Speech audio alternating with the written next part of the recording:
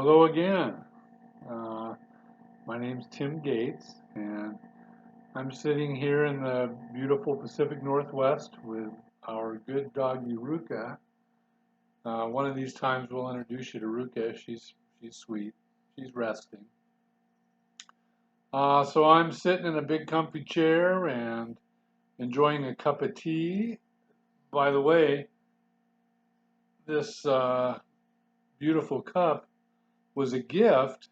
Um, a couple years ago at our dear cousin Sadie's 100th birthday in the north of Ireland.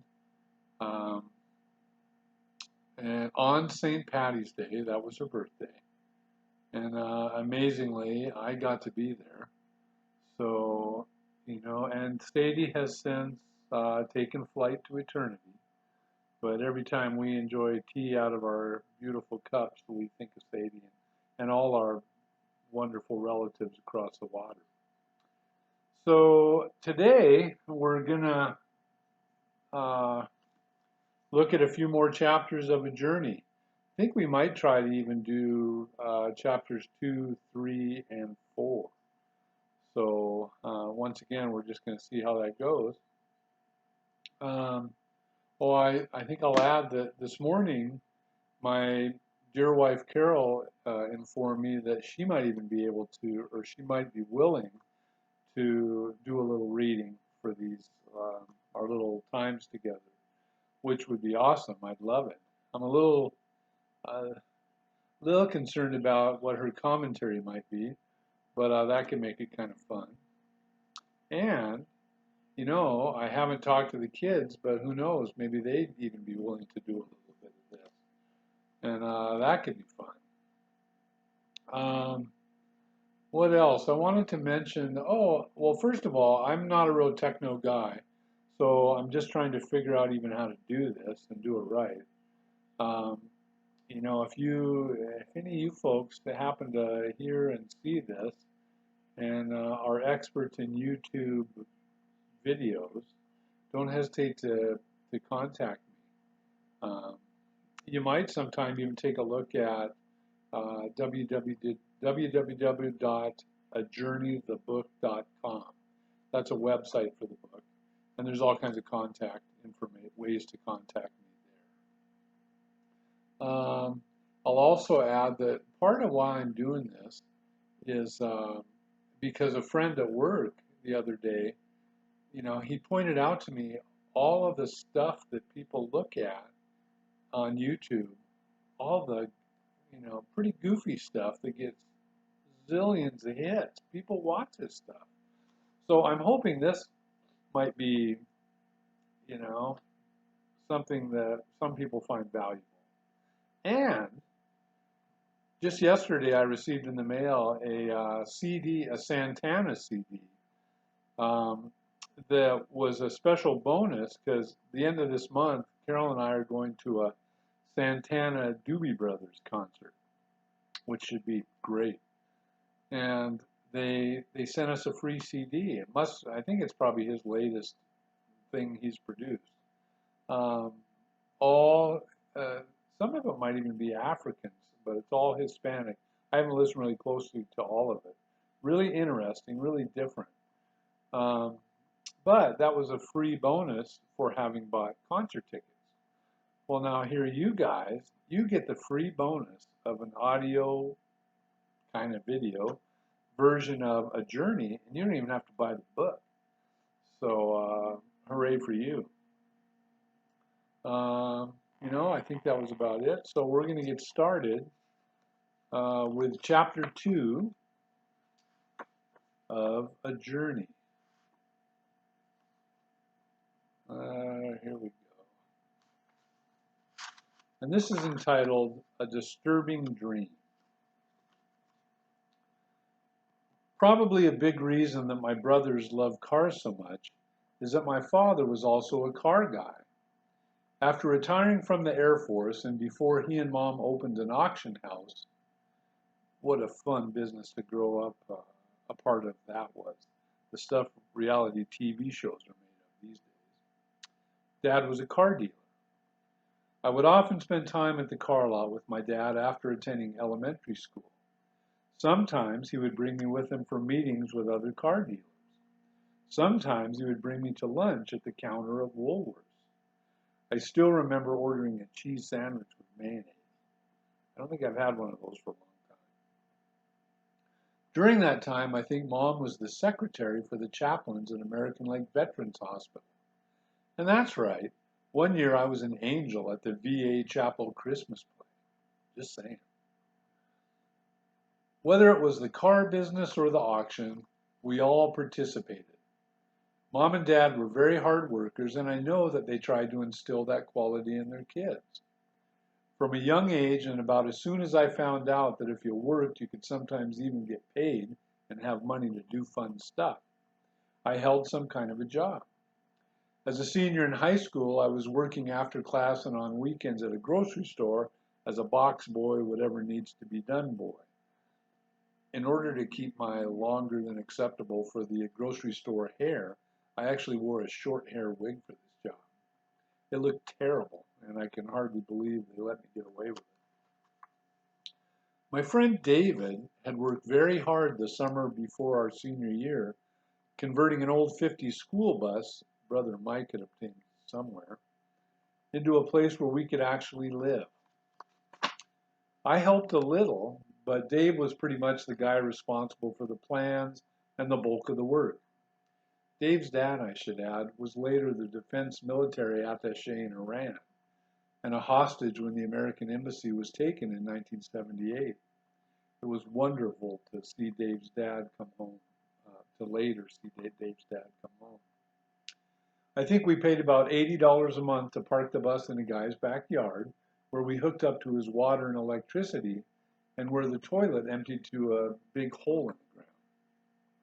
We put a blue chemical into the hole to reduce the aroma, the kind they use in RV holding tanks. Dave and I shared the bus with Bart, GJ, and Smokey. Good doggies, all three. The little bathroom in the bus was walled with thin cedar shakes. It was always an entertaining experience for one of our guests to use the facilities, as you could just about hear them breathe while they were inside the little cedar shake room contemplating life. It all added to the adventure. I think my folks, although probably a little hesitant about allowing their youngest child to live on his own while still in high school, also appreciated my desire to be independent. By this time in life, I had definitely learned how to use a pipe or rolling paper or whatever was handy, and was also becoming more acquainted with what the world had to offer. At the same time, however, I still had a longing to know Jesus better. Mom was the one that always brought us to church, South Tacoma Baptist Church. And with my mother's loving example, which she demonstrated daily, together with a loving church family, I honestly did believe that Jesus was very real and that he really cared about me. I still remember Pat and me praying as little kids each night with Mom at the bedside. Jesus, tender shepherd, hear me. Bless thy little lamb tonight. Through the darkness be thou near me. Keep me safe till morning light.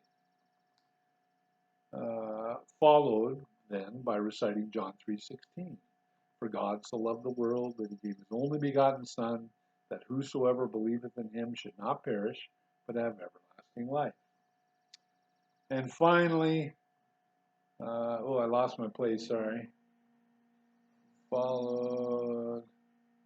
And finally, God bless Mom and Dad, and Frank and Mike and Pat, and aunts and uncles and cousins, and everybody else in need of blessing. I believe that it was possible to talk with God at a very young age, and also believe that he was listening. While in elementary school, I had a little dog named Pug. She came with me pretty much everywhere a boy could walk or ride his bike.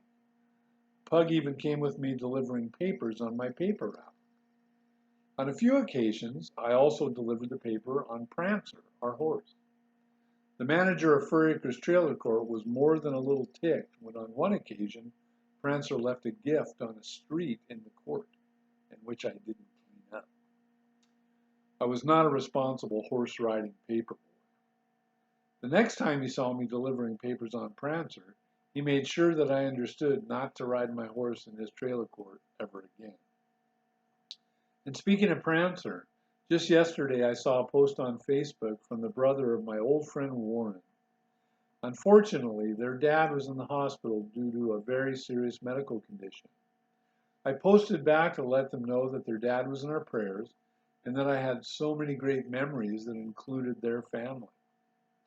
The return post I received was that he and his dad had just been talking the night before about the time Warren and I rode Prancer through their house, in the front door and out the back. I really can't remember why we thought this might be a good idea at the time. I'm quite sure Warren was there on that beautiful summer day at Point Defiance Park when we were flashing BAs out of the back of the mail truck. Come to think of it, he might have even instigated that little adventure. But let's get back to Pug. One day, some of my friends stopped by to visit and see if I would like to make the walk down the railroad tracks to the B&I Circus store, home of Ivan the Gorilla. Unfortunately, I was not home, but Pug, my dog, was.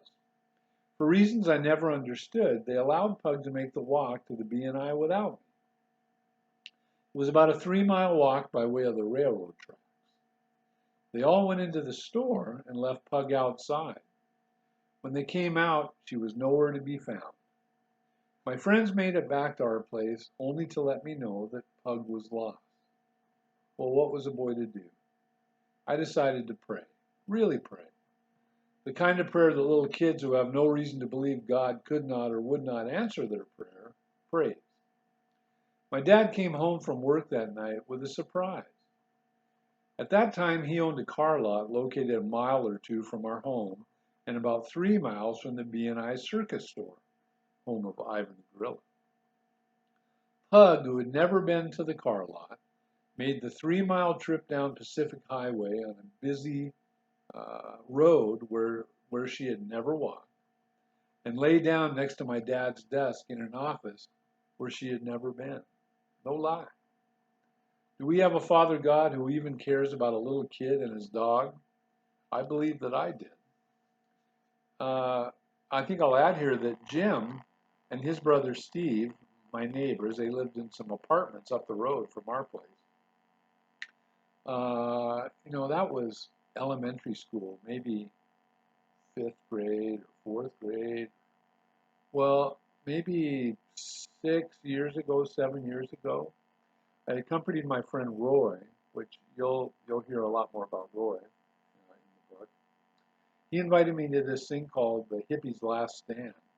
It was up near Mount Rainier, and some folks were having a day of music and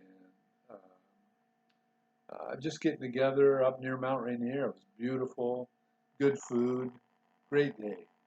So here, one of the guys that came up in a little 4-wheel drive thing to a parking area and picked me up was Steve, the younger brother of Jim, and Jim was there as well. So what a cool thing to get to hook up with them after so many years. So where were we? So here we were, 2 teenage boys and 3 dogs living the high life in a school bus and able to make whatever decisions and do just about whatever we wanted to do. Then I had this dream. It was later in the afternoon and I was taking a nap in the bus. The dream was very short, but also very vivid. I saw a white-haired man wearing a robe that looked as if it was flowing in the wind, quite biblical looking. He appeared to be up and among the clouds, and he was speaking to me. He said, "Tim, come with me. It's all right." While speaking, he was also gesturing with his hand to join him. That was it. I woke up just after. What was so disturbing is that when I did wake up, the first thing that came to my mind was that this white-haired, ancient-looking old man inviting me to join him was actually Satan. No, I hadn't been doing drugs. This grandfatherly old man was someone you might even envision when trying to picture what God could look like. It was clear to me, though, that it wasn't God. It was kind of an evil versus good sort of thing, where evil was trying to make me think that it was good. He was trying to fool me into thinking that following him would be a good thing. This is at least how I ended up interpreting the dream. I don't know for sure why I had this dream. I don't know what part God may or may not have played in the whole thing. I do know at that time I was a young man who would have told you he was a Christian if you asked. I remember as a little boy, probably about 7 years old, the morning at Sunday school when I asked Jesus into my heart. I remember as a young teen when I decided to be baptized, although truth be told, I probably wasn't real clear on why I was doing it. Here was the senior year of high school, and I was still even going to church on most Sundays. At the same time, however, I was making just about zero effort to really get to know this Jesus I claimed to believe in. The dream brought to mind a verse in 2 Corinthians where it says, Satan disguises himself as an angel of light. It kind of scared me. Not long after, I decided that maybe it was time to make some changes. Also, not long after, I packed up Smokey, GJ, an old antique rocker, and what other few possessions I had, and headed back to my folks' house. Just that old antique rocker, I bought that at the auction when I was maybe 17 or so. Just last week, I gave that away to a guy. I know, and it went to a good home, and we weren't, giving it the good home it needed. Here it sat downstairs forever. So, anyway, let's get into chapter 3, making promises to God. God, I'm going to stop getting drunk. I'm going to stop doing drugs. I'm going to stop obsessing about pretty girls. I'm going to stop hanging out with the friends that are doing all the things that I'm going to stop doing. I'm, blah, blah, blah, blah. Although I think that my intentions were genuine, and although I did want to know God better, it wouldn't take too long to find out that trying to be good was not necessarily a formula for knowing or pleasing God. In fact, trying to make those changes under my own power and by my own strength was impossible. Trying to be good my way to God would prove to be a difficult and, in the end, unsuccessful effort. Not to mention, my friends would probably tell you that I wasn't the most pleasant person to be around during that part of the journey. Trying to work your way to God's favor is a frustrating task and can make some people grumpy. It took some time and some serious lessons learned before I became aware of a few basic truths that have made, and I hope are continuing to make, a difference in my journey to know Jesus better. But because I had not yet learned these fundamental facts of life, I would just have to settle for not getting drunk, not doing drugs, not obsessing over pretty girls, and not hanging out with my friends who were doing all the things that I had, at least temporarily, stopped. Also, and unfortunately, because trying to live a spiritual life without a relationship with the Spirit is not possible, I also settled for being kind of a frustrated and grumpy so-called Christian. Come New Year's Eve of 1975, I was trying to get closer to God the best I knew how. I had determined to participate in the December 31st festivities drug and alcohol free, while still getting together with friends and family. These particular friends and family had not, however, made the same commitment to get high on life that evening without the addition of intoxicating party favors. My brother Pat's longtime and dear friend David was having a party at his mom and dad's house. David was much like a brother. I remember when we were little kids, him spending the night at our place on many a Saturday, and just like Pat and me, he would be lying next to one of the big flat wall heaters in his underwear on Sunday morning, reading the funny papers. Also, just like Pat and me, I'm sure he experienced rolling back too close to the big glass panel in his jockeys and getting burned. I can't believe they allowed you to have these things in your house. They all ended up shattering and getting replaced over the years. David's parents had become great friends with my mom and dad. For many memorable summers, both of our families would travel up to the Aurora Lakes in British Columbia, Canada. We stayed in cabins. I told you I was a privileged kid. And spent our days fishing for rainbow and brook trout in one of the many lakes. Mostly I would just fish on Lake Carroll, named after Carol, the lovely wife of Miles. The Aurora Lakes were operated by my folks' friends, Miles and Carol. As was true of many of my parents' close friends, Miles was a prior military serviceman who had served with my dad. Here we were, swimming and fishing in beautiful Canadian lakes, and even sometimes catching big trout. What an incredible place for Pat, David, sometimes David's brother, and sometimes a friend that I would bring along to spend a couple weeks during the summer. Just now I'm remembering when a big black bear was right outside our cabin door, and we all had to yell at it and make a bunch of noise until it finally left. And the time when Pug got her leg caught in a bear trap. Because she was so little, Pug was actually okay and her leg wasn't broken. We were all pretty amazed. Or the time I rigged up a wonderful little gizmo out of twine and a piece of cardboard. The cardboard was placed on top of a beam just above the bed where David slept. The twine was attached to the cardboard and strung up above the rafters and down the wall next to my bed where I could pull it at the appropriate time. Well, actually, I said opportune time. On the piece of cardboard was a carefully placed horse turd, just dry enough on top to pick up, but moist enough on the bottom to still be just right. The plan was to wait for David to lay his head on his pillow, pull the twine, and the rest would be history. After we had all gone to bed, I started thinking too much and began to worry that David's surprise might end up landing in his mouth, and how that wouldn't be very cool. What was I thinking? That would have been great. So still wanting to land a turd on David's head, but not wanting it to land in his mouth, I first gave him a verbal warning before pulling on the string. He had moved his head a little and probably shut his mouth when the turd bomb fell and it landed on his pillow. Oh well, he didn't get the full effect, but it was still kind of funny.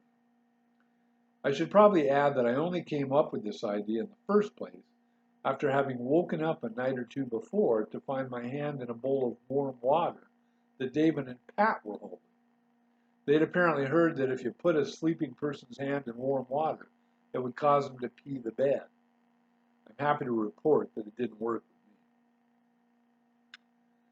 me. I decided to spend New Year's Eve partly at David's parents' house and partly over at the home of my brother Mike and his wife. Mike and Sharon were having a get-together along with some of their friends. I celebrated the coming New Year at Dave's house long enough for somebody to start throwing up in the toilet. I recall the girlfriend of Dave's oldest brother commenting at that time, "That's why I prefer drugs." I was definitely seeing the benefit of not imbibing at that moment. After enjoying the extra added New Year's Eve bonus of someone ralphing their guts out, I decided it was time to head for Mike and Sharon. The atmosphere at Mike's was a little different than what I experienced at David's. Some of the guests at my brother's place were not only well primed, but also very eager to make me the topic of discussion, particularly my decision to try and better know Jesus. A couple of the guys were in agreement that I was using Jesus as a crutch, and that trying to know God was only something that weak people did, not something for the truly thoughtful and enlightened. Truth is, I really didn't know how to respond to Michael's friends. I wasn't confident enough about my own worldview and spiritual beliefs to give a reason for the path I was attempting to travel. It shook me a little. If given the opportunity to have that conversation again, I would so like to let them know that Jesus is not at all a crutch. He is for me, however, a complete and total life support system, without which I'm toast. I don't need a crutch. I need the life that comes from the one whom I believe is the life giver. It took some years, though, to come to that realization. Chapter 4, Bon Voyage. For the remainder of the senior year, I tried to play my B-flat euphonium skillfully, tool my leather projects with care. I did make a pretty cool little leather backpack. Participate in PE class with vigor, and eagerly learn magic tricks in the It's Magic English composition class. I must have completed a few writing assignments as well. Then came summer, and it was time to head for Europe with people to people. I think I'll show you. I went down in the garage and dug up my little leather backpack, which is here. Let me grab this. It's actually connected to a big backpack, a big leather backpack I made a few years later. Here's the little one. So sadly, that backpack hasn't been on a travel for a long, long time. Oh. But back to the book.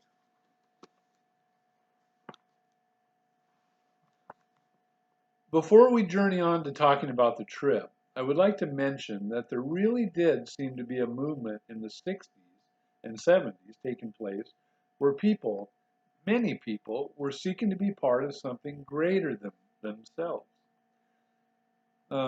seeking to have a deeper relationship with God. Although what was called the Jesus movement was primarily, you'll have to forgive me here. Although what was called the Jesus movement was primarily known as a late 60s and early 70s phenomenon, even in 1975, I believe we were fortunate enough to still be experiencing a little breeze from the spiritual wind that had been blowing. Like many and perhaps most graduating classes, we had both a baccalaureate service and a graduation program. I guess it was customary at the baccalaureate service for the graduates to sing a song together. It's pretty amazing to me that we as a class sang the song Day by Day. It was from the musical Godspell and was later recorded by the Fifth Dimension. The lyrics go like this. Day by day, O dear Lord, three things I pray. To see thee more clearly, love thee more dearly, follow thee more nearly, day by day. Keeping in mind this was a public school, I feel privileged to have been a member of that class and applaud the folks who were behind the song choice. It still surprises me that we sang it at all and love that we did. I'm thinking it would be totally and completely politically incorrect for a song like this to be sung in public school today. At graduation, I don't recall singing any songs, but I do remember traveling together on buses to the Seattle Center after the program for a senior party. We had an all-night dance that ended up with breakfast in the morning. I also remember the band not being very happy when we were all dancing around in a big circle and knocked over one of their big, expensive speakers. Our people-to-people trip started with a couple days in Washington, D.C., where we received some refresher U.S. government history and also saw the sights, to include, let me make this perfectly clear, the Watergate Hotel. The boys in the group stayed in Calhoun Hall at George Washington University. One afternoon, I thought it might be fun to throw a frisbee out of a top-story window from Calhoun for a friend to catch below. It was an old big frisbee called the Sailing Satellite, made in the late 50s. What a dumb idea. It's amazing just how incredibly fast a frisbee can fly when thrown from several stories up. Fortunately, I didn't take anybody's head off or shatter a car window. Having the opportunity to visit our nation's capital was a huge privilege. funny that what I remember most about that part of the trip had really nothing to do with the capital or how our government operates or the remarkable historical landmarks found in Washington, D.C., or any of that. What I remember most is a wrestling match I had out on a big grass lawn with Dina. Dear Dina was a beautiful young lady and girlfriend to my longtime neighborhood buddy Mike. It was to be my responsibility to keep an eye on Dina during the trip. Lovely Dina was a little feisty and she liked to wrestle. A beautiful girl in a tank top that likes to wrestle. Oh my. I should add here that that's a tragic misprint. Dina wasn't wearing a tank top. She was actually wearing a halter top. And there is a difference. Things never went farther than a wrestling match, but I must admit that the whole concept of not obsessing over pretty girls was definitely being challenged. Our trip to Europe included enjoying the hospitality of homestays, which just meant that we lived together with families in some of the countries we visited. The group's homestays were in Holland, Denmark, and England. The program also included traveling within England, Denmark, Holland, Austria, and Germany, with visits to Prague, Czechoslovakia, and Moscow, Russia. Prior to leaving on the trip, I had determined that I would be taking full advantage of the cultural exchange being offered, to include the consumption of European alcohol if the opportunity were to arise. It did, many times. Travel within Holland and Denmark even included visits to both Heineken and Carlsberg breweries. So much for my promise to God about that one. Our first stop on the European continent was Holland, and after a day in Amsterdam, we headed for our first homestay. I had the incredible pleasure of staying with a lovely girl named Willie, along with her mom and dad, and a nice doggy named Sita. Willie and her friends were also on break from school. They were enjoying summer much like we were in the States. This included going to several parties where, surprise, surprise, people were enjoying the inhaled smoke of something that had the very familiar aroma of hashish, which it was. I remember the night at one of these parties when my no smoking promise was scrapped. I also remember when late that night after returning to Willie's house, I attempted to spend some time reading the Bible. After the dream, reading the Bible had become at least a little more of a regular practice in my life. I had to admit that getting stoned, in spite of that, I had to admit that getting stoned that night didn't open my mind up to any fresh and inspired spiritual insights. The week with Willie and her family was wonderful. They lived in Zuidlaren, a quaint little town in Friesland, northern Holland. Willie and a couple of her friends owned horses, so we were even able to go horseback riding in the incredibly beautiful northern Dutch countryside. I remember not feeling very much like a root-tootin' cowboy when, after having been in a gallop and even jumping the horse over a couple logs, hadn't done that before, I couldn't get my trusty steed to stop. After some serious yanking on the reins and finally slowing down enough to jump off, I ended up walking in front of my nice horsey for the remainder of the ride. Yeehaw! The village center of Zuidlaren was just a bicycle ride from Willie's house. One day we rode on the tandem bike into town and visited the old village church. Some guys were working on the building and at Willie's request allowed us to climb up into the top of the bell tower. While there, Willie thought it would be fun to ring the old church bell, so she did.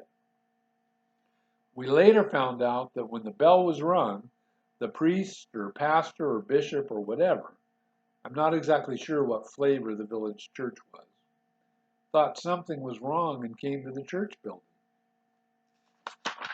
He must have either believed we were already gone or just didn't want to climb the tower because we managed to somehow miss him when we came down. We then learned from the workers, who had just been advised by the good padre, that it was forbidden for anyone to climb to the top of the tower. Forbidden though it may have been, the view from the top of the bell tower was pretty awesome. On the ride back to Willie's house, we stopped at a lake and rented a rowboat. The water was so rough that after about a half hour we came in and switched to a canoe, thinking it might be easier to maneuver.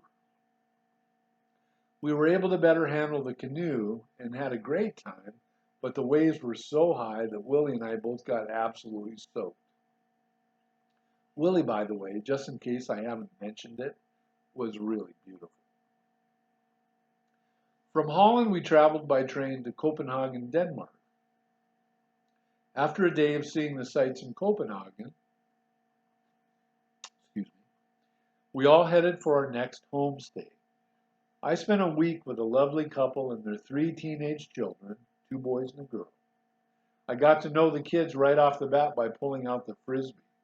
That good old Frisbee was always a great icebreaker in any country and in any language. Don't leave home without it. Also, it didn't hurt having learned a few magic tricks from Mr. Fleming in his English class. Magic tricks are also a great international icebreaker. My Danish homestay family lived on and managed a working farm with lots of animals, but were primarily raising pigs. Much like Holland, the countryside was beautiful, and I was able to enjoy it with the kids, often by bicycle. On one occasion, the whole family went to the beach for a swim. I swam to a rock offshore where I could climb out of the water and up into the rock. I was a little surprised when a beautiful girl with no top on also swam out and joined me for a short time next to the rock.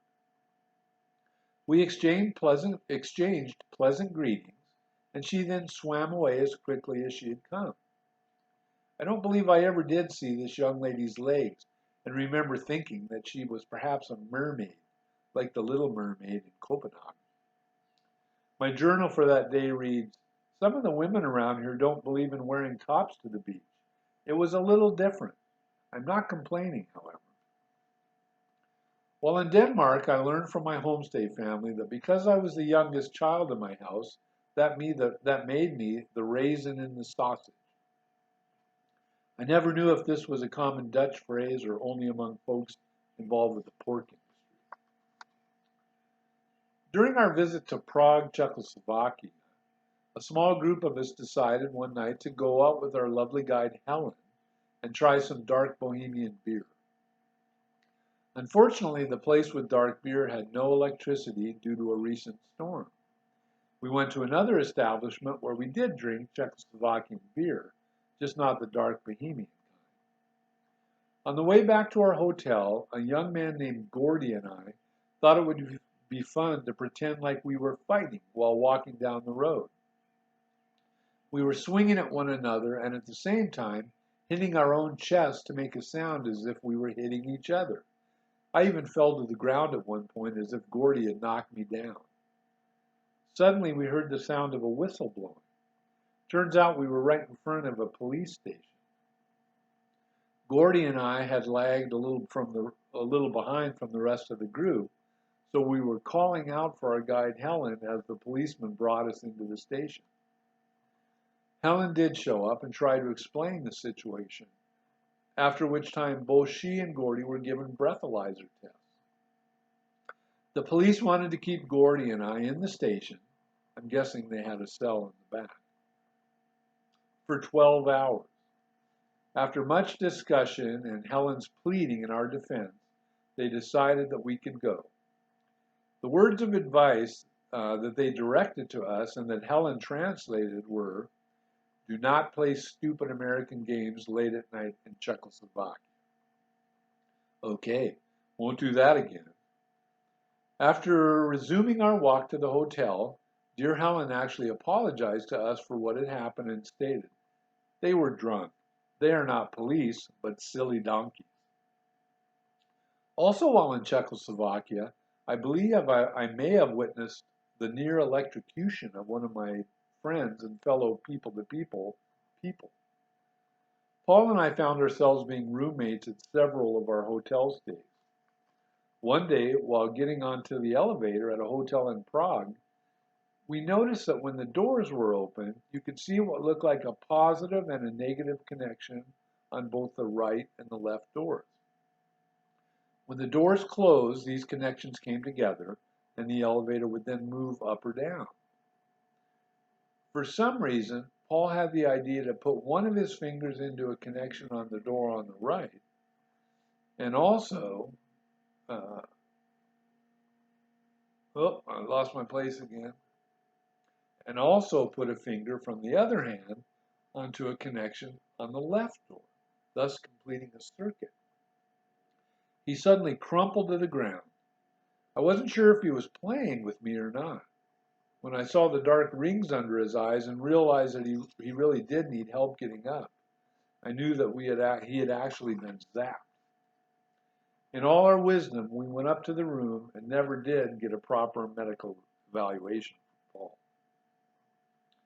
Paul and I not only discovered how to receive a shock that will knock you off your feet from an elevator door in Czechoslovakia, but we also invented a game while drinking wine in Austria.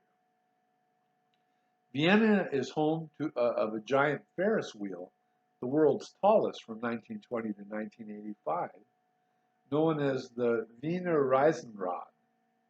Most of our group had decided that they were going up on the gondola-style Ferris wheel, but Paul and I decided to instead spend some time in a wine garden. While enjoying delicious bread, cheese, and wine, we also found ourselves discovering things to do with toothpicks. I think Paul used to carry toothpicks in his pocket, so this provided us with our needed game equipment. To play, each participant holds a toothpick in his or her teeth. At the ready, set, go, each player manipulates their toothpick using teeth, tongue, and lips only. No cheating, no hands. Until the distal end, the one not in your mouth, ends up in one of your nostrils. First one wins. Depending on how much bread, cheese, and wine you incorporate in this game, not included, the fun just waiting to be experienced is unlimited. When I recently told my wife Carol about this marvelous wine drinking game, also compatible with beer, she wasn't very impressed. I'm guessing that Milton Bradley probably won't be interested in the rights. One night while in Moscow, Russia, a few of us managed to sneak away from the hotel. There was definitely a tighter rein on the group during our stay in Russia. We made our way to a bar and another hotel and had a fun time talking with some folks from Hungary who were in Moscow for holiday. We also met and spent a long time chatting with a young lady from Paris. I can't remember her specific circumstances except that she told us a very complex, but at the same time very believable story, at least believable for a group of teenage boys, of how she had no place to stay for the night. The female member of our little group that had snuck away with us may not have found the story quite so believable. Why we thought we could invite our lovely new friend from Paris to come and stay in our hotel in one of our rooms, I don't know, but we did. I'm sure it had crossed our minds that this beautiful young French girl could possibly experience evenings like the one she was having now for a living, but that didn't sway our decision to invite her. It hadn't occurred to us that the security at our hotel was a little more diligent than to allow an unknown young lady to just slip by the desk and stay the night in the room of a male, hormonal, teenage, people-to-people student ambassador. We had to reluctantly bid her adieu. The last country we visited on our incredible trip to England, the last country we visited on our incredible trip was England. After a day touring London, we spent that same evening at a Broadway-style musical theater and saw John, Paul, George, Ringo, and Bert. The story of the Beatles as told by Bert. It was so good to be able to experience the play while in London. Sorry about this. It was so good, and being able to experience the play while in London was so very cool. The next day, we were en route to our final homestays. I was incredibly fortunate to be able to spend the week with our cousins on my mother's side that lived in Congresbury, Somerset, not too far from Bristol. My brother Pat also had the privilege and pleasure of staying with our relatives while he was in England on his people-to-people trip. I took a train from London to Bristol and was there met by my cousin Les. Les is actually the husband of Em, who is originally from Ireland, and a cousin to my mom.